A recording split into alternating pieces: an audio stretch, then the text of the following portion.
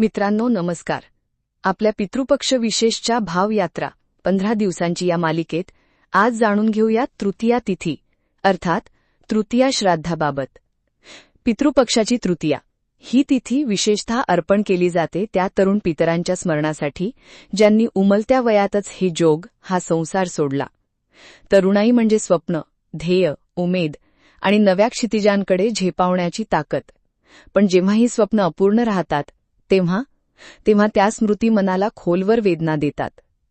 म्हणूनच तृतीयेच्या दिवशी आपण त्या तेजस्वी आत्म्यांना नमन करतो.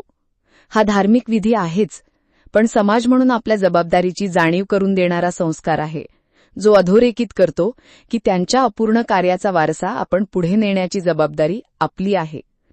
या दिवशी स्मरण केलं जातं की अपूर्ण राहिलेलं स्वप्न, अर्धवट थांबलेली धडपड ती आपण पूर्ण करायची आहे. त्यांच्या स्मृतींना कृतार्थ करण्यासाठी आपणच त्यांचा आवाज व्हायचा आहे. तृतीया आपल्याला शिकवते, जीवन कधीही अपूर्ण सोडू नका. तरुणाईचं तेज अंधारात हरवू देऊ नका. जे स्वप्न ते पूर्ण करू शकले नाहीत ते आपल्या कर्मातून जगा. आज या तेजस्वी पण अल्पजीवी आत्म्यांना नमन करून आपण त्यांच्या मार्गावर चालण्याची प्रतिज्ञा करूया.